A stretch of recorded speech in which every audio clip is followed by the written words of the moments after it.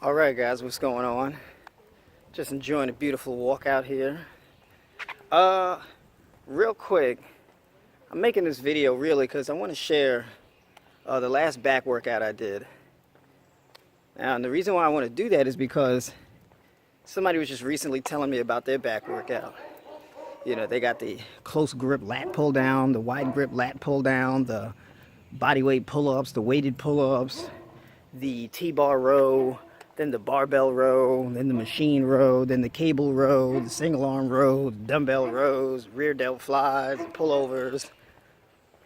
You know, so basically, they went and listed off like 8 to 10 different exercises that they did, and how this back workout took them like an hour and a half to 2 hours. And I said, damn, this person's wasting a lot of time in the gym. Because the thing is the fact that I don't care how many different variations of rows and lat pull downs you do, they really all work the same muscles. Right? So working your lats is working your lats. Right? So the only thing that really matters is volume and intensity. Right? So basically what I'm doing is I'm putting this together. This is a back workout. It only consists of 3 exercises. It'll take you about 15 to 20 minutes to do. It's 3 exercises, 4 sets on each exercise, with 60 to 90 seconds rest in between each set. And in each set, you're doing as many reps as possible. This dog is always carrying on. So, anyways, now when you're doing as many reps as possible, you're working, I call this dog Rufus. That dog is like 350 pounds. 6'9".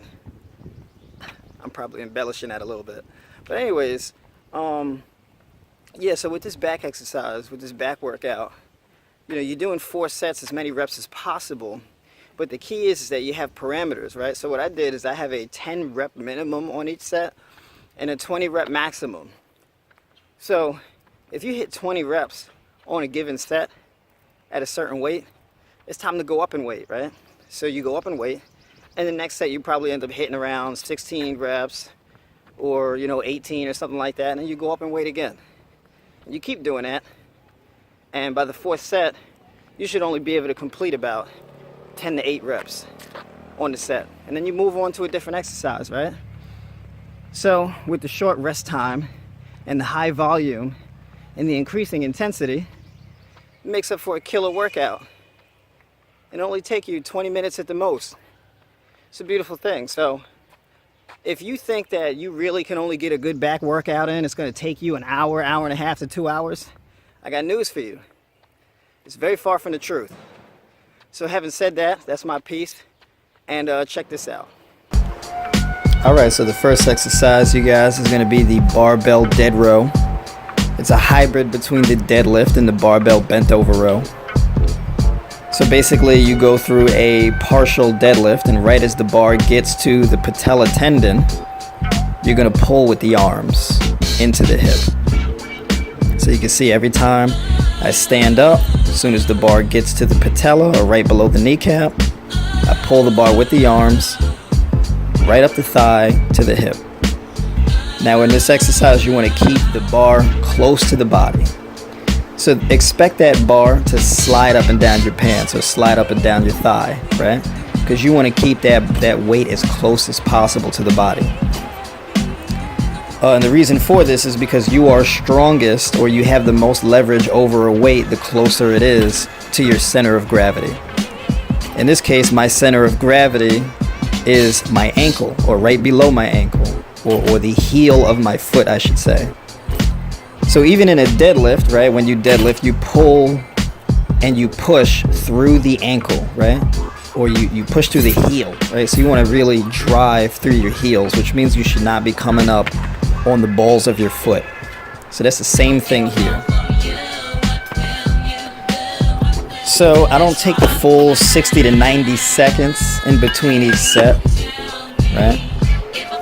Pretty much I just change out the weights, right, and then get to it. Now, the only time I'll take the 60 to 90 seconds rest of full rest time is if I really need it, right? So in the beginning here, I'm gonna get straight to it, right? I'm just gonna, because I want to be as time efficient as possible here, right? So I'm kind of racing against the clock a little bit, but I'm not rushing myself, right? So you find that nice balance. So you listen to your body, you see how you feel, and you know how much rest time you need to take.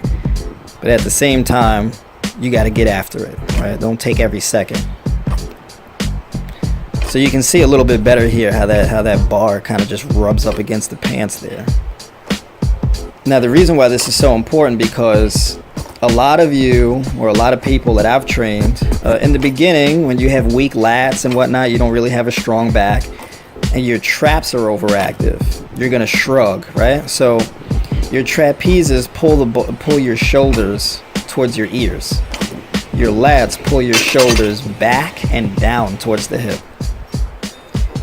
So what you want to focus on doing in order to engage your lats more is you want to pick your chest up as much as possible, right? Getting that rigid spinal extension. And then you want to focus on pulling your shoulders towards the hip, right? Pulling your shoulders down towards the hip, right? Pulling those shoulders down and back. Doing the opposite of what your traps do.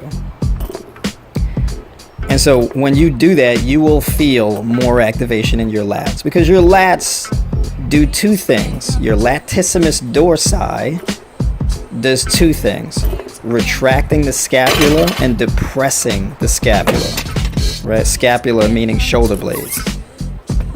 Okay, so pulling the shoulders back and down. It's mainly what we need to be focusing on doing. I might sound a little bit repetitive, but those cues are important. My clients, they'll hear me in their sleep at night. Pull your shoulders down, pull your shoulders back and down, pull your shoulders back and down, right? These cues over and over and over.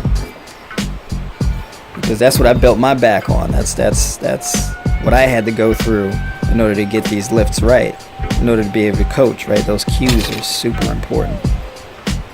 So you see, as this weight gets heavy, I reset my position. See that? Chest up, retracting the scapula, pulling those shoulders down. So now moving on to the kettlebell single arm sumo row. This is a unilateral exercise. Now when you're training, I would advise you to definitely take full advantage of unilateral training. I think in every program I write, for the most part, I have unilateral training, whether it be single arm pushes, single arm pulls, lunges, reverse lunges, lateral lunges, things like that, right? Single arm movements are really, really super important, because you gotta really develop anti-rotation. You gotta develop torso stability, because the torso muscles, I mean, people, they do crunches and back extensions and stuff, because people think, oh, well, I work the muscles in my core the same way I work the muscles in my limbs. But the primary focus of the abs, obliques, and spinal erectors is to prevent movement in order to protect the spine, right? So you gotta limit movement at the spine. So you gotta get a good strong position and lock that position in. Because if there's too much movement going through the spine while lifting heavy weight, you slip a disc, you get hurt. So this is why you need to train that anti-rotation, right? That anti-flexion. And so that's the purpose of that. So lock in that torso position when you're pulling. Try not to do all of this twisting at the torso like a lot of people do in the gym all the time, just yanking on a weight, right? Lift with purpose, pull with purpose, with strict form, with discipline. And the reason why I chose the sumo stance is because this is a good way to train your glute medius, right? Because your glute medius, you wouldn't be able to stand on one foot without it, because it stabilizes the hips, right? And it produces abduction at the femur, right? That's how you move the leg apart. So if you was to stand up straight and kick to the side, that's working your glute medius. When you squat and you push your knees outward, or you deadlift or sumo deadlift and you push your knees apart, separate from your midline, that's your glute medius working. So your glute medius sits right above your glute maximus. And both of these muscles are extremely important to train. So your glute maximus is responsible for all the power that sprinters have, deadlifters and Olympic lifters and all of that, right? That explosive extension at the hip, that's what allows you to stand up straight, right? Your glutes. And the stronger you get your glute max, the less pressure you will have on your lower back. So if you got lower back issues, I would advise you to train your glute max to get as strong as possible. And then in conjunction, training your glute medius to protect your knees, right? Strong glutes equals safe knees and safe lower back.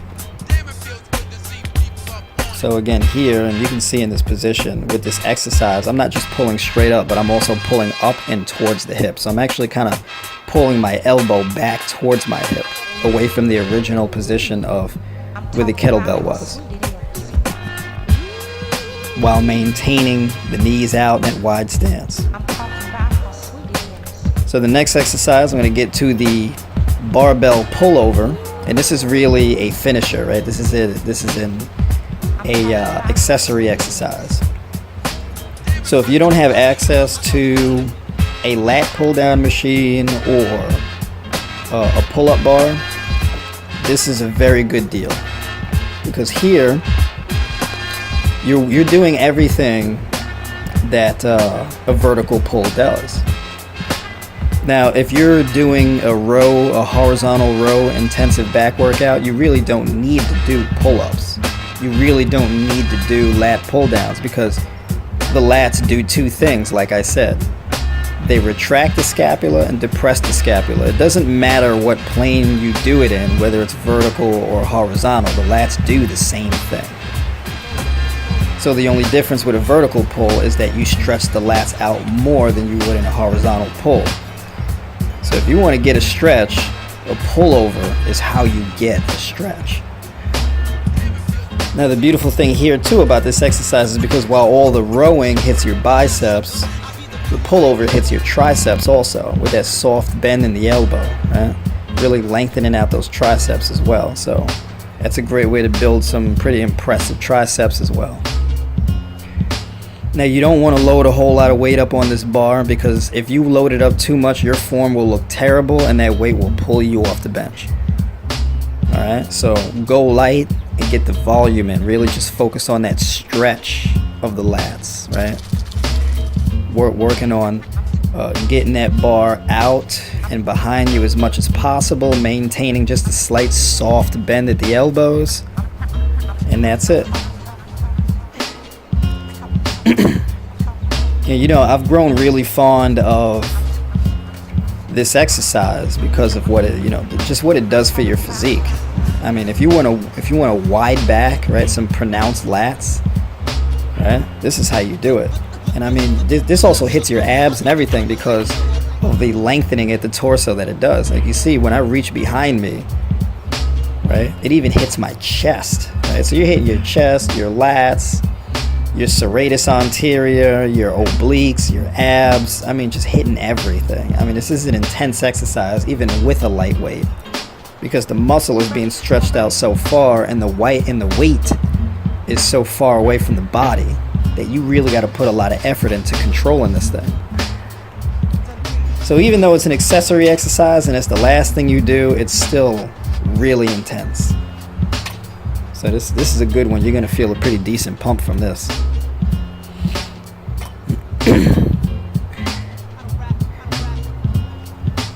You see the form starts to get a little bit sloppy, so I'm going to end off, right? Because even though I'm doing as many reps as possible on each set, I'm not going to just keep pulling even though my form looks terrible. Once my form looks shot, that's it. I'm done. And the final pose off, right? Because I got to show you guys what these workouts have been doing for me. I got to show you this stuff works. Okay, I'm not a bodybuilder. I don't do bodybuilding shows. I don't train people to do bodybuilding shows. But you can perform. You can get a pretty impressive physique with this type of training. So be on the lookout for more of this type of stuff and keep flexing.